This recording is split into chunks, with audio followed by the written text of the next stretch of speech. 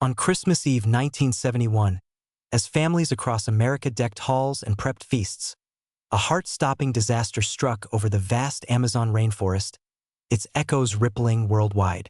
The Lockheed L-188 Electra, operated by the Peruvian airline LANSA on Flight 508 from Lima to Pucallpa, was ripped apart by a lightning strike, leaving a trail of wreckage and despair. Out of 92 passengers and crew, only one beat the odds: 17-year-old Juliane Koepcke. Her grueling 11-day trek through the unforgiving jungle turned into an epic tale, sparking movies, books, and documentaries that showcase the raw power of human resilience. Let's break down her incredible journey, step by step, from the devastating crash to the long-awaited rescue. Roots in the wild, family, nature, and prep for the unthinkable. Juliane Margaret Beat Koepcke was born on October 10, 1954, in the vibrant pulse of Lima, Peru's capital, to German naturalists Maria and Hans Wilhelm Koepcke, adventurers captivated by the Amazon's mysteries. In the 1950s, they traded Europe's order for the rainforest's chaos, founding the Panguana Research Station deep in the tropical wilderness where Juliane spent much of her magical childhood. Those years weren't just play. They were a tough-as-nails survival school. Her father, the famed ornithologist Hans Wilhelm, taught her to read the jungle's signs, spot safe fruits, and dodge dangers like venomous snakes, prowling jaguars, and swarms of biting insects. Her mother, Maria, an entomologist and ornithologist, shared insights into animal behaviors and the intricate dance of ecosystems. For Juliane, the jungle was family, though she also hit the books at a German school in Lima for a solid academic foundation. By 1971, with high school conquered in style, Juliane was set to reunite with her dad at Panguana. Her mom insisted on a family Christmas trip, and on December 23rd, Juliane beamed with her diploma in hand. But packed flights left them with just one slot: Christmas Eve, December 24th, on LANSA Flight 508. Hans Wilhelm had sounded the alarm about the airline's shaky safety record. Flight 501 in 1966 claimed all 49 lives, and Flight 502 in 1970 spared just 1 from 100. The Lockheed L-188 Electra they boarded was a patched-up relic, stitched from scavenged parts like a winged Frankenstein, its condition raising red flags. With no other options, tickets bought, they boarded, unaware this flight would push them to fate's edge. Chaos unleashed. The crash and awakening in the jungle. The flight started smooth, passengers buzzing with holiday cheer and thoughts of home. But 15 minutes from landing, the sky turned pitch black, unleashing a ferocious storm. Looking back, Juliane shared, "Daylight vanished like someone flipped a switch, lightning erupting in wild bursts all around. People yelped as the plane jolted, up, down, tossed like a toy boat in an ocean storm. Bags, brightly wrapped gifts, and clothes rained from the overhead bins, sandwich trays soared, and spilled drinks drenched heads like a sudden shower. Screams and tears filled the air. Fear took over. That was just the warm-up for horror. Then, bam!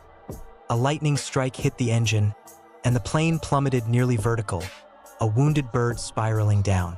Juliane's last sight of her mom was her calm voice, "It's all over now," before the patchwork monster disintegrated. Franz Lids, in his New York Times article from 2 Miles Up and Walking Away, quotes her, "In an instant, I realized I wasn't in the cabin anymore. I was outside under the open sky. The plane didn't let me go. I slipped from it." Her last conscious sensation was the wind's piercing whistle and the jungle below, a green broccoli sprawl. How did she survive a 10,000-foot drop? In Werner Herzog's Wings of Hope, Juliane offers 3 guesses. First, storm updrafts might have cushioned her fall. Second, strapped to a 3-seat row, it likely spun, slowing her descent. Third, her landing spot was laced with thick lianas, nature's safety net. Whatever the combo, she awoke amid rustling leaves. In the film, she recalled odd dreams before waking.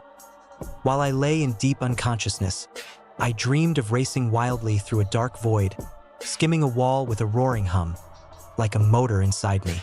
I ached for a wash, feeling caked in swamp muck, then thought in the dream, "It's simple. Get up and clean up." That decision jolted me awake. Her injuries were a miracle. A broken collarbone, torn knee ligaments, a concussion, and 2 gashes, arm and leg. That was it. She faced the Amazon alone, where every rustle was a potential death sentence.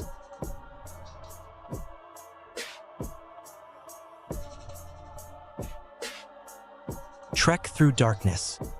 Juliane's fight for survival. Waking alone in the wild, Juliane knew help wasn't coming.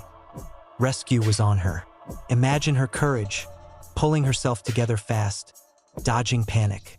It's mind-blowing to me.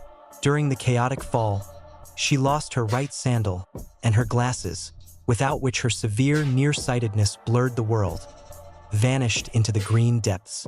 Yet Penguana's lessons were her lifeline. Her dad, Hans Wilhelm, often said, "The jungle's not an enemy, it's a teacher." And now that wisdom was tested, her first steps led to a nearby stream. He taught her, "Follow the flow downhill. It'll guide you to people." Gripping a branch from the wreckage, she moved forward, her bare foot slipping on slick stones, wounds throbbing, but instinct drove her. On day 4, she met the crash's grim reality. A king vulture's wing beats overhead signaled death nearby. Brittany Shamus, in How a Teen Conquered 11 Days in the Amazon Post-Crash, describes her rounding the stream to find seats embedded in the earth, legs jutting like inverted roots.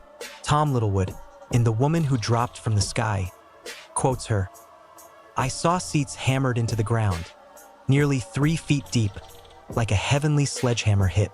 3 buckled and must have died instantly." Braving fear, she prodded a woman's body with her stick, the others in pants, men by 70s standards. Was it Mom? Relief flooded when she saw painted nails. Maria never wore polish. Nearby lay a candy bag and a mud-smeared Christmas cake. She took the sweets, skipping the cake over contamination fears, later regretting it when they ran out. That was her only food. December's fruit scarcity left nothing, and her frailty ruled out hunting or fishing. Stream water was her ally, drunk despite infection risks, dulling hunger. In Herzog's film, she admits hunger warped her mind. "I chased a poison dart frog to eat, but couldn't catch it." Her Amazon know-how saved her. She ignored caimans, knowing they rarely attack unprovoked, waded shallow waters wary of stingrays' venomous barbs. Hoatzin calls, odd birds with dinosaur-like wings, led her to the river, a beacon of hope. Fun fact, called stink birds for their stench, Hoatzins nest by water, their cries guiding the lost, though their meat's inedible even locally.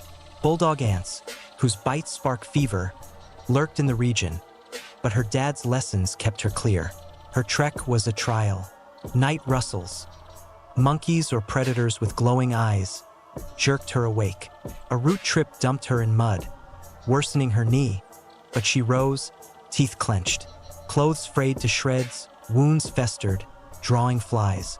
She recalled Maria's plant remedy tales but couldn't spot them in haste. Each step hurt, yet rescue's promise pushed her. She heard voices, hallucinations or will's echo, muttering, "Don't give up." Drift of destiny. Juliane's path to rescue.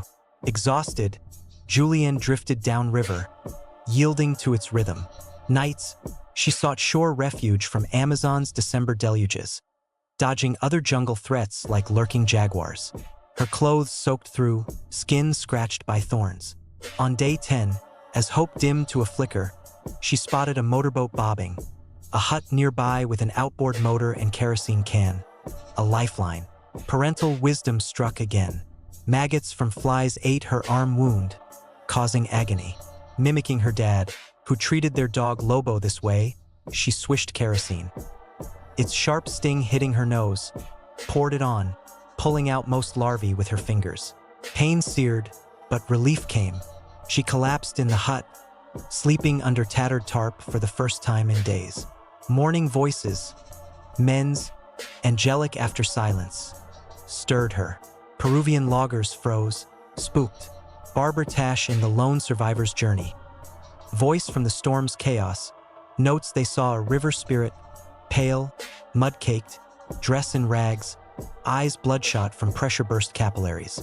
In a 2012 BBC interview, Juliane said, "They stared silently, like I was a ghost, maybe a water goddess from legend." Her Peruvian Spanish broke the spell. She explained, and they rallied. They fed her bananas and corn mush, treated wounds with herbal balm, and boated her to a village for a plane to Pucallpas Hospital. There, she hugged her dad. But the news hit hard. Maria gone, with all 90 others. Worse, rescuers said Maria likely survived the fall, suffering 6 days before death took her. This haunted her, but journalists' distortions stung more. Like vultures, they spun tales.